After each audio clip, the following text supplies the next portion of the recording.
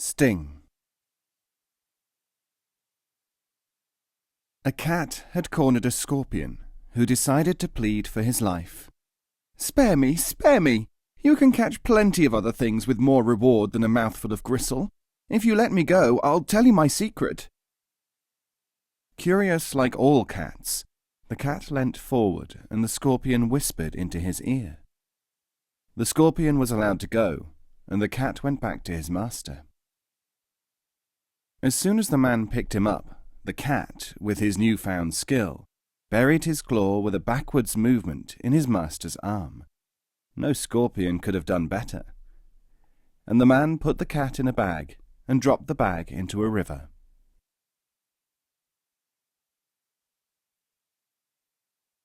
Contradictions. An interchange between a Sufi and an inquirer. Which statement should one choose if two Sufi sayings contradict each other? They only contradict one another if viewed separately. If you clap your hands and observe only the movement of the hands, they appear to oppose one another.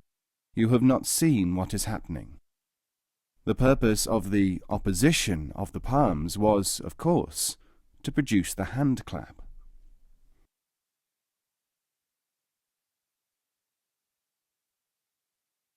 The fruit. There were once 3 men, all of whom wanted fruit, though none of them had ever seen any, since it was rare in their country.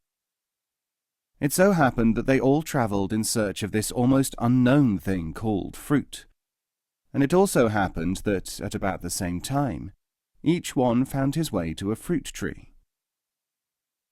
The first man was a heedless man. He got to the tree, but had spent so much time thinking about the directions that he failed to recognize the fruit. His journey was wasted. The second man was a fool, who took things very literally. When he saw that all the fruit on the tree was past its best, he said, "Well, I've seen fruit, and I don't like rotten things, so that is the end of fruit as far as I'm concerned." He went on his way, and his journey was wasted.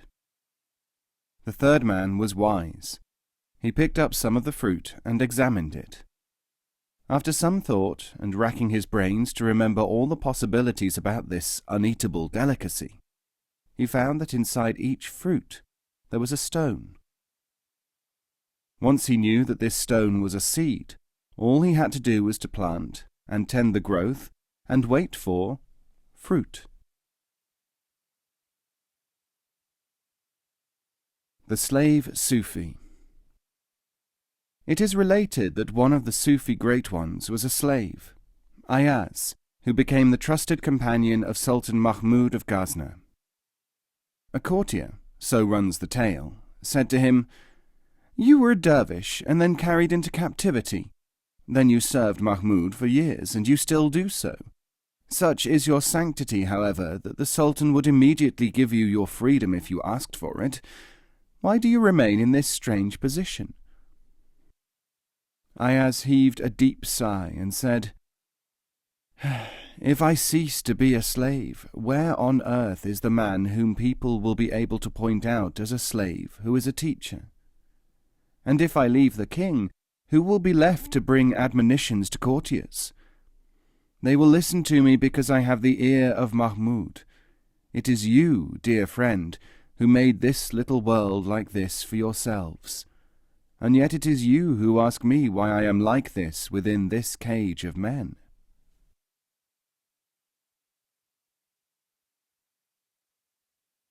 Unlikely legend. "Cosmetic surgery," said an eagle, "is not only useful, it is practically a necessity with the present development of the social environment." When he had his talons trimmed and his beak shortened, everyone liked the effect so much that they had it done too. Almost all of them, that is. The ones who did not trouble themselves about improving their appearance were the crows. They grew their claws and waited for a day when the other predators should have practiced chiropody and developed civilization for so long that they wouldn't know what to do with claws, even if their social taboos, under pressure, allowed them to grow them again.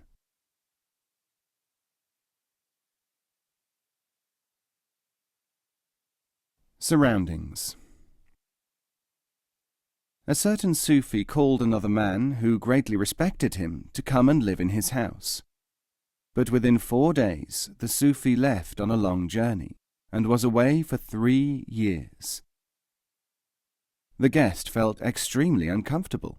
Deprived of his master's presence, he was confused, and he even found himself looking after the affairs of the house.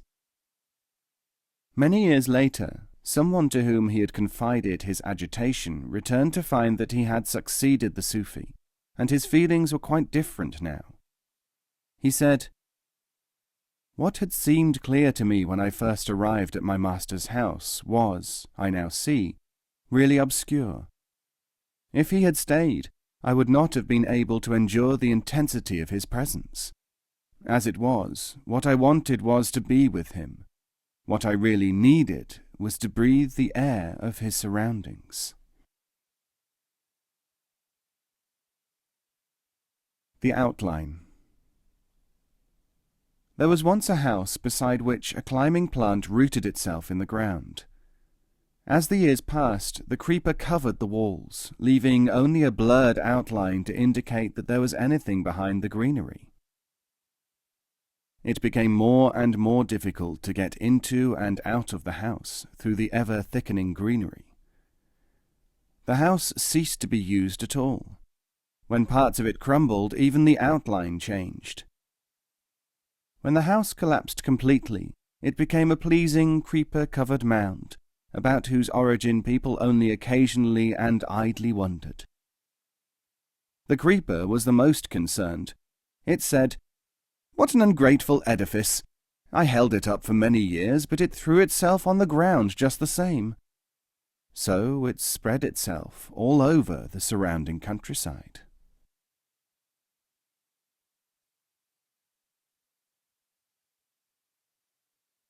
The difference. After giving a lecture, Sufi Putsir asked whether there was anyone present who wanted to ask a question.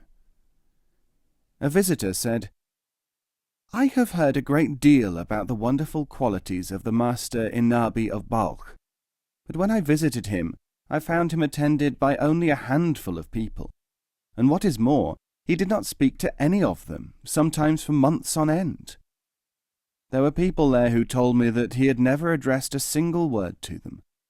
I come here and find you so much more lucid and so numerously attended that I am forced to conclude that it is you whom I should respect." Someone objected that this was not a question but a statement.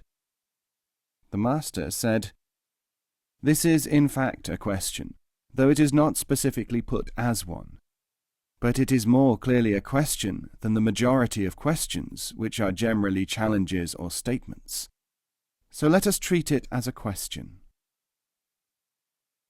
Master Inabi has few people around him because he has been famous for 40 years. During that time, all sensationalists and lost dogs have visited him and discovered that he is a teacher and not an entertainer, and they have gone on their way. But since I have been here only about 12 years, I am still surrounded by many who, whatever their outward appearance, are greedy for knowledge and anxious for excitement. Had you not noticed that there are always more sheep in any given place than there are lions in their own place?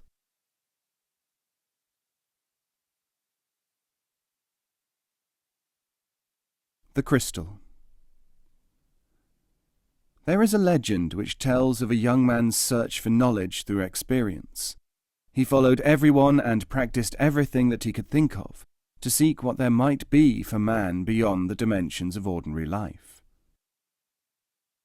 Eventually he arrived at the cave of a very ancient sage, who sat with a crystal in front of him.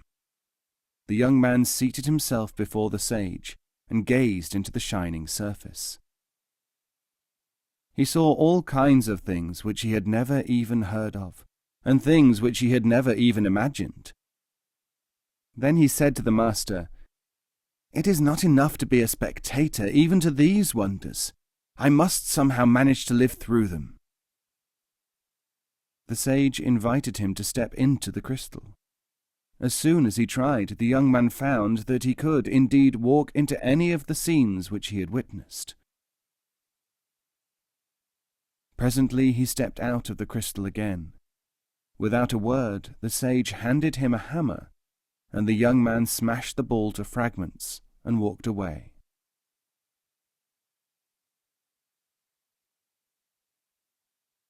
Selfishness. When asked why he did not criticize people, Anwar, son of Hayat, said, "Selfishness. If someone exposes a fault of a neighbor, it can be good for a village. But if he is not a man who has overcome arrogance, he will make himself more arrogant by exercising criticism. I am too selfish to want to be contaminated by deepening my arrogance."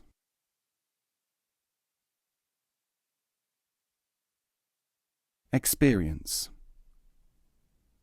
A certain Sufi was asked, "Why did you travel so much in your youth, gaining such a variety of experiences?" He answered, "Because if I had done it once I was well known, people would have treated me differently, and so I would not have had the experiences."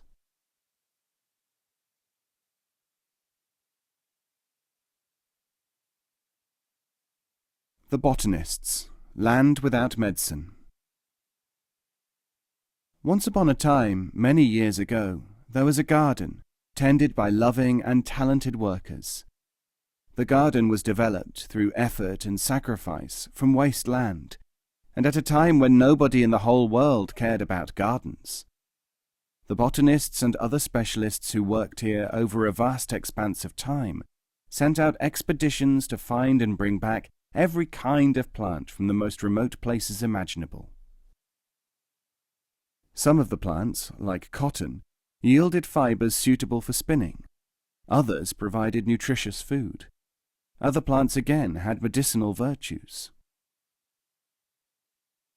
But then a calamity struck the garden, so that most of the gardeners were killed. The remainder of them were compelled to withdraw to distant places.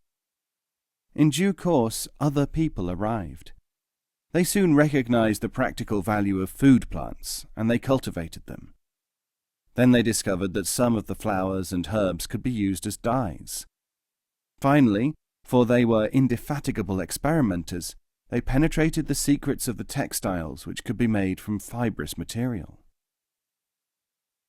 And yet, strangely, these people failed to discover the special properties of the medicinal plants, and so they had no real medical science at all.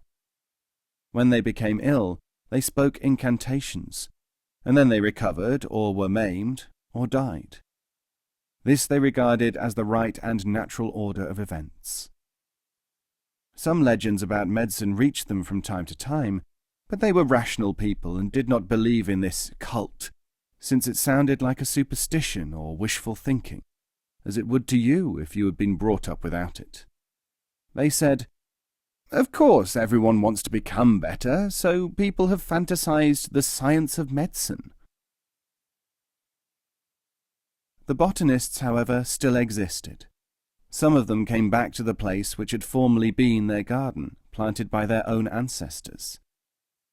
It was then that they discovered, to their dismay, that medicine was now regarded locally as archaic nonsense. "We should soon be able to put people right on this," they said, "for we can demonstrate that illnesses can be cured, in many cases, by simple means, through an expert knowledge of plants." They were, to be sure, not only botanists but also people of caution. Before attempting to restore the knowledge of leechcraft, they carried out a survey of the nature and behaviour, the thoughts and the institutions of the people who now lived in the garden. It was then that they received a shock. The people who had superseded them were, apart from a minority generally totally unsuited for the study of medicine, overlaid with such habits of selective reasoning that even demonstration would not convince them that there could be such a thing as medicine. True, they clamoured for demonstration, but then they would not allow the scientists, the anachronists as they called them, to demonstrate medicine in a manner which would allow a cure to take place. For instance, they insisted upon their own conditions, such as that all cures should take place within 6 minutes, or that nothing should be taken internally as a medicine in case it harmed someone. So the scientists went into seclusion again, until the people should become so desperate and so riddled with disease that they would submit to the superstitious treatments which they otherwise shunned, or until there were enough dispassionate students among those who reckoned that medicine was a possibility for real demonstrations to be held.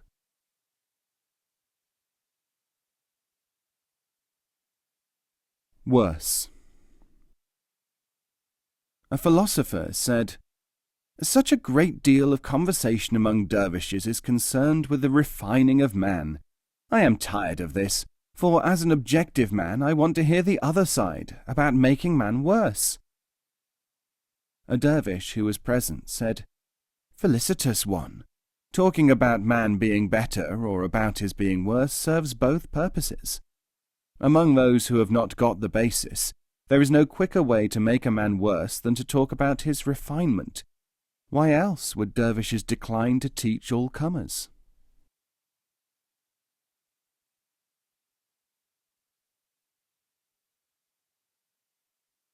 Money. There is a story about a man who went to a dictionary compiler and asked him why he was interested in money. The lexicographer was quite surprised and said, "Wherever did you get that idea?" "From your own writings," said the visitor. "But I have only written that one dictionary. That is my writings," said the author. "I know, and that is the book which I have read," said the other man. "But the book contains 100,000 words, and out of those I don't suppose that more than 20 or 30 are about money." "What are you talking about all the other words for?" said the visitor, "when I was asking you about the words for money."